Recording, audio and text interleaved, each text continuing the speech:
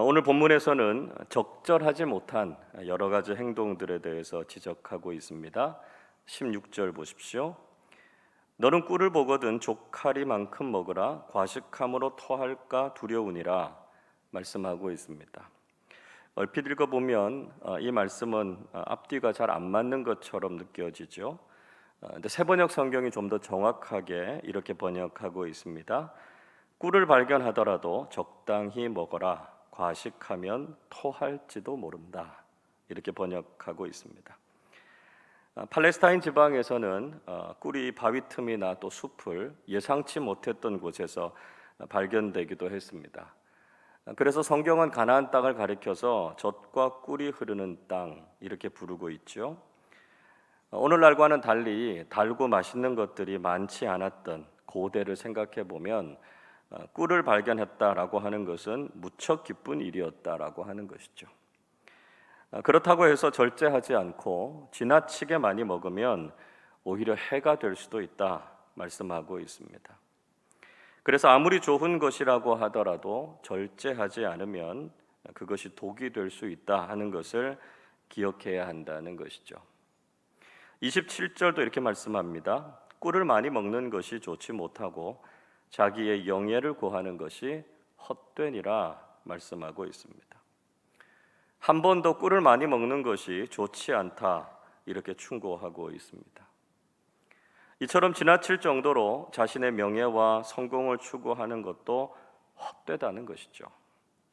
우리가 좋은 것이라도 절제할 줄 알아서 그것이 우리의 삶에 유익이 되도록 하는 것이 중요하다는 것입니다.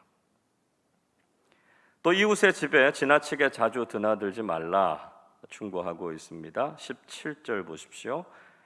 너는 이웃집에 자주 다니지 말라. 그가 너를 싫어하며 미워할까 두려우니라. 이웃들과 교제하고 친하게 지내는 일은 정말 좋은 일입니다. 요즘은 이웃들 간에도 층간소음이나 주차 문제로 갈등이 많습니다.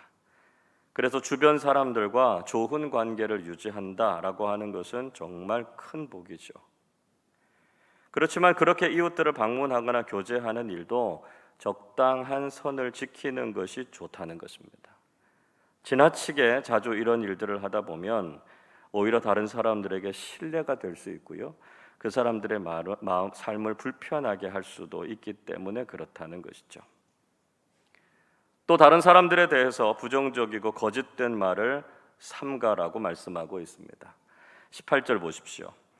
자기의 이웃을 쳐서 거짓 증거하는 사람은 방망이요 칼이요 뾰족한 화살이니라 말씀하고 있습니다.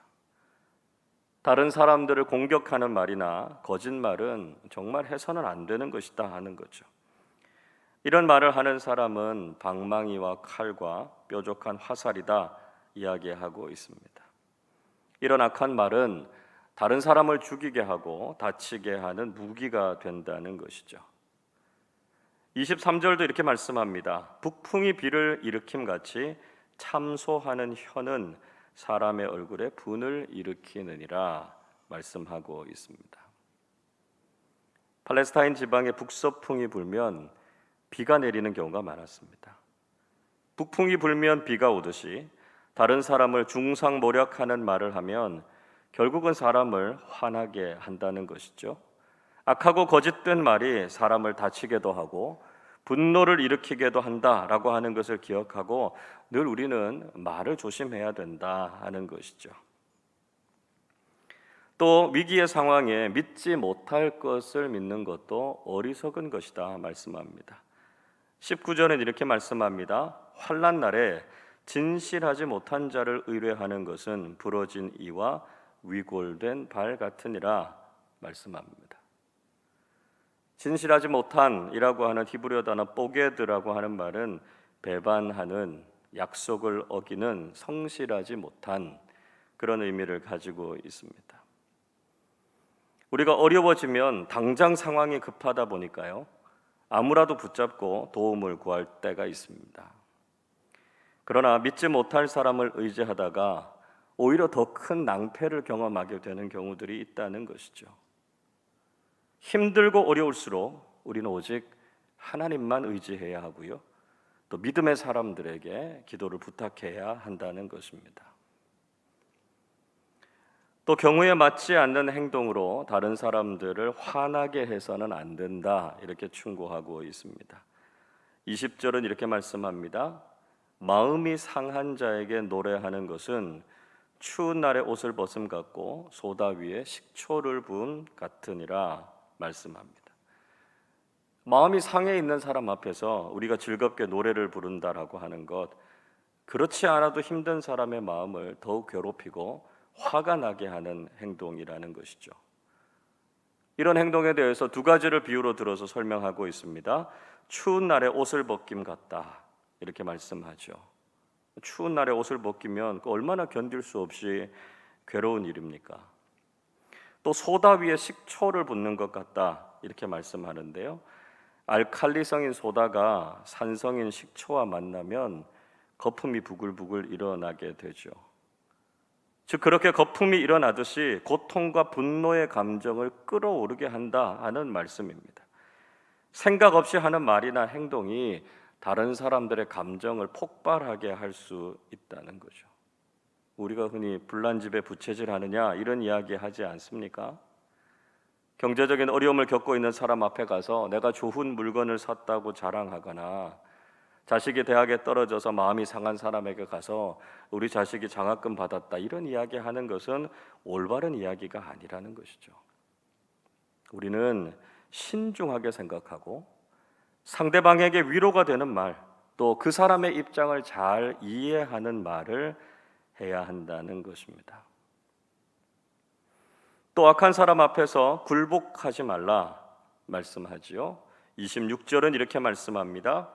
의인이 악인 앞에 굴복하는 것은 우물이 흐려짐과 샘이 더러워짐과 같으니라 말씀하고 있습니다. 우리가 신앙인으로서 믿음의 용기가 없거나 윤리적인 기준이 약해지면 악한 일에 타협하게 될 수 있다는 것이죠. 죄를 짓게 될 수 있다 경고하고 있습니다. 이런 행동은 우물이 흐려지고 샘이 더러워지는 것과 같다 말씀하고 있습니다. 건조하고 뜨거운 팔레스타인에서 이 우물과 샘이라고 하는 것은 가장 중요한 것이죠. 선을 버리고 악을 택한다라고 하는 것은 가장 근본이 되는 복을 버린다는 것입니다. 하나님께서 보시기에 싫어하시는 것이다 하는 것을 기억해야 된다는 것이죠. 마지막으로 마음을 제어하지 못하는 사람이 되어서는 안 된다 말씀하고 있습니다. 28절 보시죠. 자기의 마음을 제어하지 아니하는 자는 성읍이 무너지고 성벽이 없는 것과 같으니라 말씀합니다. 무엇보다 자신의 마음을 지키는 것이 중요합니다. 마음을 제어하지 않으면 마치 성벽이 없는 것처럼 그 성은 완전히 무너져 버리고 만다는 것이죠. 사탄은 언제든지 우리의 마음을 공격해서 우리를 무너뜨리려고 합니다. 가장 치열한 싸움이 일어나고 있는 곳이 우리 마음이다, 그렇게 말하지 않습니까? 잠언 4장 23절에 이렇게 말씀합니다. 모든 지킬 만한 것 중에 더욱 내 마음을 지키라. 생명의 근원이 이에서 남이니라 말씀하고 있습니다. 가장 중요한 것, 생명의 근원이 되는 우리의 마음을 절제하고 잘 지켜서 그리스도인다운 삶을 살아가실 수 있기를 바랍니다. 지혜자는 절제하지 못하는, 적절하지 못한 행동들에 대해서 이야기하고 있는데요. 자, 그러면 어떻게 살아가는 것이 신앙인으로서 바른 삶일까요? 15절 말씀 같이 한번 읽어보겠습니다. 오래 참으면 관원도 설득할 수 있나니 부드러운 혀는 뼈를 꺾느니라. 오래 참고 인내하는 삶이 필요하다, 이렇게 말씀하고 있습니다. 관원이라고 하는 히브리어 단어 카친이라고 하는 말은 왕이나 귀인, 또 재판장을 뜻하는 겁니다. 절제하고 인내할 줄 아는 마음은 아주 설득하기 어려운 사람이나 높은 사람의 마음도 바꿀 수 있다는 거죠. 또 화를 다스리고 부드럽게 말할 수 있는 것은 아무리 강하고 완고한 것이라도 이길 수 있다는 것입니다. 인내하는 마음과 부드러운 말로 지혜롭게 인생에서 승리하실 수 있기를 바랍니다. 또 원수를 갚지 말고 오히려 친절과 선행을 베풀라 말씀하지요. 21절 22절 보십시오. 내 원수가 배고파하거든 음식을 먹이고 목말라 하거든 물을 마시게 하라. 그리하는 것은 핀 숯을 그의 머리에 놓는 것과 일반이요 여호와께서 내게 갚아 주시리라 말씀합니다. 악을 악으로 갚는 것은 그리스도인들에게 결코 유익이 되지 않는다는 것이죠. 비록 우리를 미워하고 저주하는 사람들일지라도 그들에게 사랑을 베풀고 자비를 실천하는 사람들이 되어야 한다는 것입니다. 그런 행동은 하나님의 심판과 원수 갚음을 앞당기는 것이다. 이렇게 말씀하고 있죠. 복수와 보복이 아니라 십자가의 사랑으로 세상을 변화시키는 사람들이 되실 수 있기를 바랍니다. 그리고 사람들에게 좋은 말과 소식을 전하는 사람들이 되어야 한다 말씀하죠. 25절 말씀 같이 읽어보겠습니다. 먼 땅에서 오는 좋은 기별은 목마른 사람에게 냉수와 같으니라. 멀리에 있는 가족들이나 친구들로부터 좋은 소식이 오면 얼마나 마음이 기쁘고 좋습니까? 우리가 늘 어디에 있든지 좋은 말과 좋은 소식을 전하는 사람들이 되어야 한다는 것이죠. 공부나 직장 때문에 외국에 나간 자녀들도 있고요. 또 이민을 가서 살고 있는 가족들, 친척들도 있습니다. 함께 신앙생활 하다가 이사를 가서 멀리 있는 교우들도 있죠. 우리가 멀리 떨어져 있지만 좋은 소식들을 나누실 수 있기를 바랍니다. 오늘도 인내하는 마음, 부드러운 말, 친절과 선행을 베푸는 삶, 또 좋은 소식을 나누는 복을 누리면서 평안과 기쁨이 넘쳐나는 우리 모두가 되시기를 주님의 이름으로 축원합니다. 기도하겠습니다.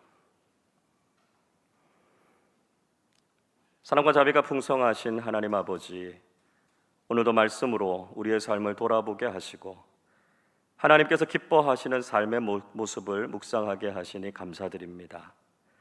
절제하지 못한 마음과 말, 행동과 삶을 통해서 하나님께 책망을 받고 다른 사람들에게 상처와 화를 일으킨 일은 없었는지 반성하게 해 주시옵소서. 신앙인으로서 바람직하지 못한 모습으로 살았던 저희들을 긍휼히 여겨주시고 더욱 성숙하고 바른 믿음의 길을 걸어가게 해 주옵소서.